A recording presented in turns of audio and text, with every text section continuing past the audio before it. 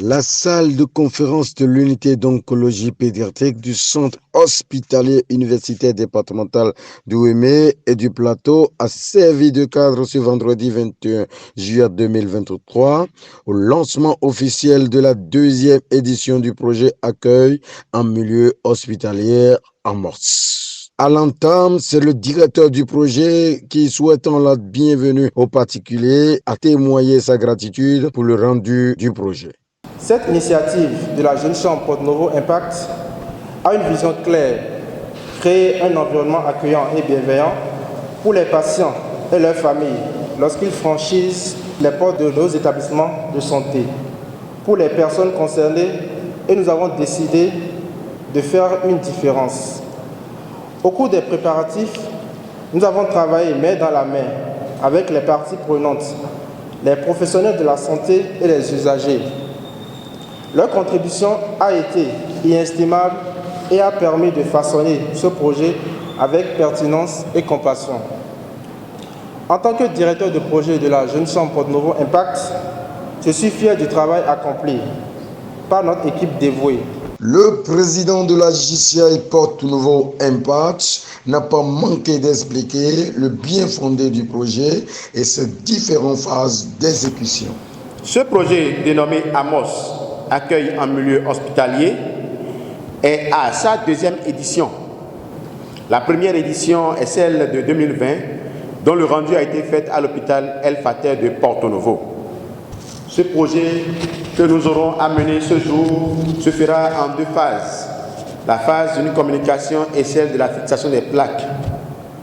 C'est le lieu de remercier les différents centres qui ont accepté de participer activement à ce projet.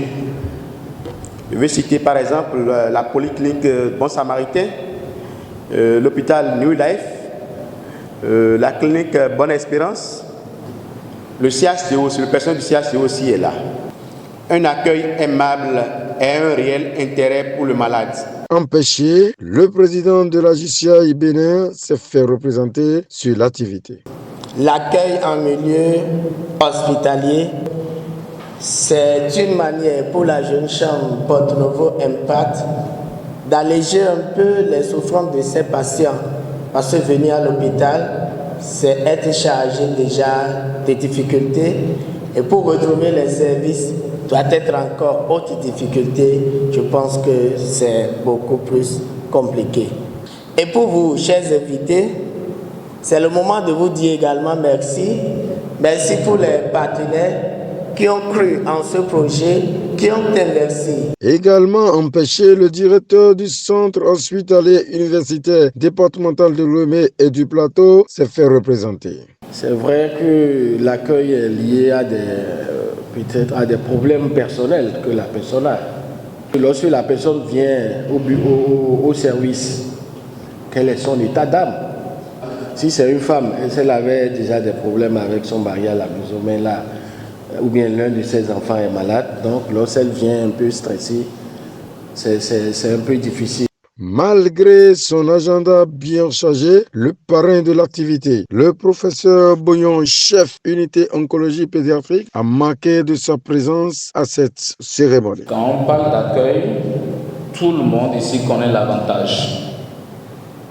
Mais nous ne l'appliquons pas comme cela se doit. Nous allons donc essayer d'améliorer nos pratiques après cette petite formation.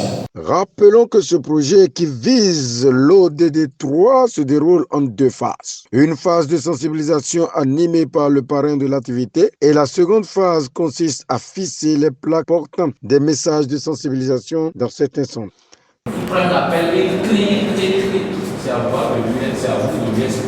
Très satisfaite, quelques participants livrent leurs impressions. La formation qu'on vient de nous faire, j'avais mieux apprécié ça, c'est pourquoi j'avais demandé si ça peut s'élargir un peu dans la mesure là, ce serait mieux. Au cours de la formation, j'ai appris beaucoup de choses.